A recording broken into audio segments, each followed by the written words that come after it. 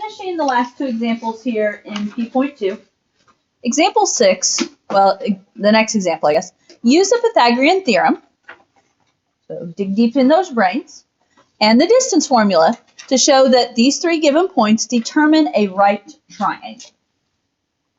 Okay, so my first suggestion, I think it helps if for me, I like to sketch just to see where these triangles are, or excuse me, where the corners are that create the triangle. So if I just kind of sketch this, and nothing fancy here, but if I kind of sketch this, -3, 4, 5, 4,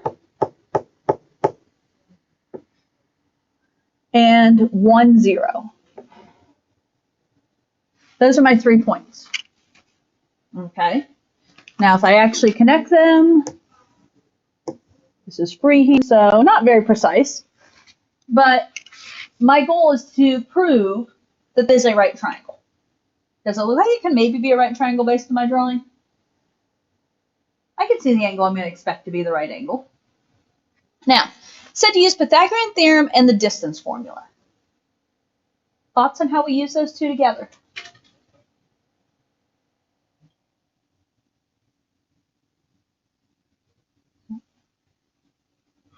How's Pythagorean theorem work? Let's backtrack to that one. You've got to dig deep in the brains there, don't we? A plus B squared equals C squared. Oh, yep. A squared plus B squared. That's exactly where I was about to go. Okay. Is it all coming together here? Pythagorean theorem, A squared plus B squared equals C squared, right? Yeah. Okay. Now, in order to, A, B, and C, what do A, B, and C represent? The distance between each point. Yeah, the different lengths of the sides of the triangle. Which, do we know those right now? No. No. How are we going to find those? Distance formula. Okay, it's coming together, right? Okay, so distance formula. Pick 2 points and work to find the distance between them. So, let's see. I'm going to pick -3, 4, and 1, 0 as my first 2 points. And I'm going to plug them into my distance formula. I've got a lot of work here, so I don't know how much room I left you, but square root of, how's the distance formula work? x1 u plus 2. Huh? No, I'm sorry. Minus x1 and then plus y2 minus y. So subtract your x's, square it. Subtract your y's. I totally just screwed that up. Well, what I did was okay, but I did my y's first and then my x's, so. So I'm doing -3 minus -1. No, excuse, oh my goodness.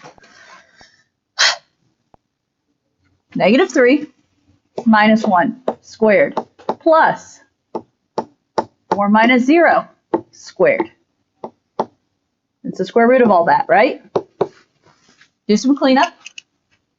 -3 minus 1 is -4. -4 squared is going to be 16. 4 minus 0 is 4. 4 squared is 16. What's 16 and 16? 32. Now, you can find the square root of that and put a decimal, but in all honesty, leaving it as the square root of 32 is actually going to be a little more helpful in this example. Okay? Or at least that's what I'm going to use when I come back and use this value later. Okay, so that was one of my distances. Now let's pick a different pair of sides.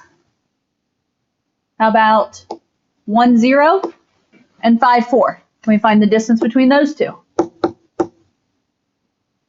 If I use 1, 0 and 5, 4, x minus x, doesn't really matter which way. So 5 minus 1 squared plus y minus y, 4 minus 0 squared. Clean it up. 5 minus 1 is 4. 4 squared is 16. 4 minus 0 is 4. 4 squared again is 16. 16 and 16 again is 32. So we have the square root of 32.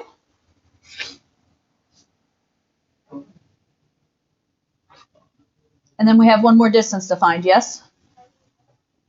How do you want to find that distance? Okay,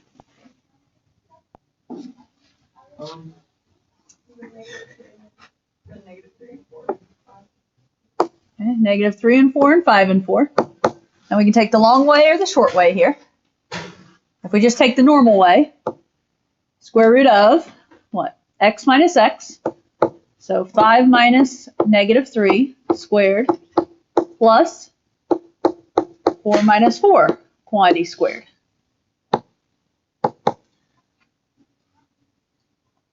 Five minus negative 3 is 8. 8 squared is 64. 4 minus 4 is 0, so that one's gone. And the square root of 64 is 8.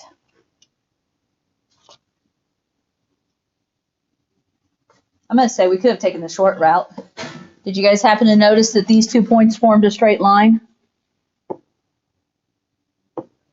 You could have just counted the fact that they were 8 apart. But our brains were into the let's do distance formula, right? So, okay. We've used the distance formula. We found all of our sides. We know that that one side is 8. We found this side is square root of 32. And we found this other side is square root of 32. How is the Pythagorean theorem going to help me now? 32 squared plus 32 squared. Or the square root of 32 squared plus the square root of 32 squared equals 8 squared. Okay, Pythagorean theorem, right? That's our proof. If it works out, we're good to go. So a squared plus b squared equals c squared. Square root of 32 squared plus square root of 32 squared equals 8 squared. Now, I know like Stetson tried to go decimal earlier. And when he went decimal earlier, he kind of, I said, I'm not going to go decimal. Here's why. What's the square root of 32 squared? 32. 32. And then we have another 32. 8 squared is 64. What do we have? 32. Yeah. So you end up with a statement of 64 equals 64. What's that show? It's a right triangle. This is a right triangle because it made the Pythagorean theorem true. If the Pythagorean theorem did not come out true, then it would not be a right triangle. So this is proof. It is a right triangle.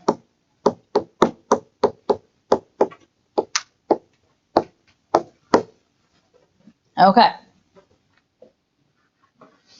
One more to look at here. Sorry if I gave up on you girls to start without you. It's okay, we have an option. Okay, so one of them you'll see out of 38 and 40 is doing something along these lines. Use that distance formula to get to your Pythagorean theorem. Here, use the fact that the diagonals of a parallelogram bisect each other to determine whether these listed points make a parallelogram. Okay, so what's the word bisect mean? They meet How are they going to meet? X ways. They're through each other. Okay, they're going to cross through each other. Specifically, though, In the middle. in the middle. Oh. If they bisect each other, the point where they cross through each other is the middle of both lines. Okay? So, now, the weird thing about this one is it's done with variables. That's the part that makes this a little weird. And so, I think my best suggestion is I'm going to sketch a picture here. Okay, I'm going to sketch a picture. The point, let's see, where do I want to start off with? The point AB. A and B are just random values, yes? So, here's my graph. I'm going to go over A, and I'm going to go up B. And I'm going to call this point A comma B. Okay, that's randomly picking distances for A and B. I kind of picked them for a reason, but now we're not going to worry about this one yet. 0, 0, where's that point going to be? That's the origin, yes. And where's C0 going to be? That means we're going right C. Now, what I will tell you for this to make sense is that we're going to have C being bigger than A. Okay? Now, we have one more point that I skipped over. A plus C, comma B. So A plus C. So here's A, yes. And then C is this entire distance. So what's A plus C look like? Base. Okay. So like right here, if here's C, and then we need to go A plus C, which means we need to go what? This far past A, or past C. So what I'm going to do is I'm going to say A plus C is going to be approximately over here, because we're going the distance of C, and then we're adding the distance of A. And then what did it say to do? It said to go up B. So I'm going to call this point A plus C, comma B. Down here we had, what was this? C0. Then over here, of course, we had 0, 0. These 4 points form the parallelogram that we're talking about. Okay. Our direction was use the fact the diagonals of a parallelogram bisect each other to determine whether these points truly do make a parallelogram. So what's a diagonal look like?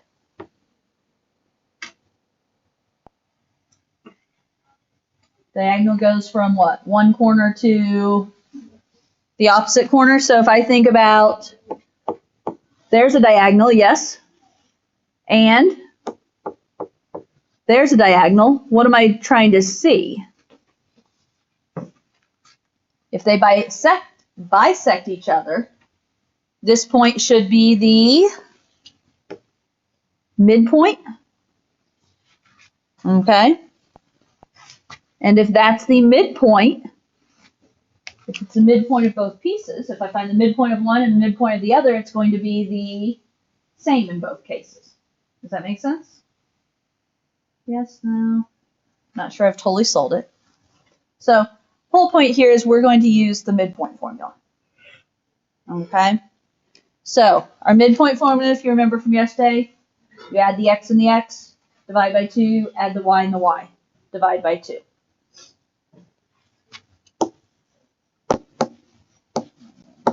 Let's see. If we find, should I label these? Okay. If we find, I'll just pick 2. Let's start with these 2. If we find the midpoint of A, B, and C0, this will be the easier one to start with. Well, what are we doing? The x variable plus the x variable, so that's going to be A plus C divided by 2. Y variable plus y variable is going to be B plus 0 divided by 2.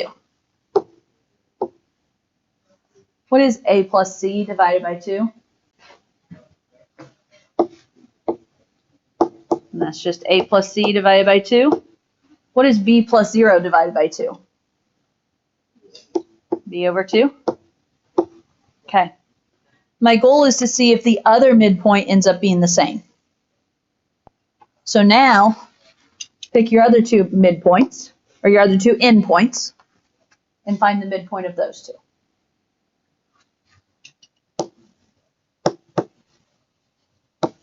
So if I find the midpoint this time, add your x's. I'm going to have 0 plus A plus C divided by 2. And then I'm going to have 0 plus B divided by 2. What are you noticing? 0 plus A plus C. There's your A plus C divided by 2. 0 plus B is B divided by 2. did they work? Yeah. Okay. So in this case, by showing that those two midpoints are the same, then we're showing that they do bisect each other because they both land in the middle. Okay? And this is why I did not want to try and squeeze these in yesterday because it wasn't going to happen. They take a little bit more thought. Okay. Grab your homework out that you hopefully, did you have success other than 38 and 40? And 52. I struggle. Okay. I'll have to look and see what 52 is, but No, I guessed.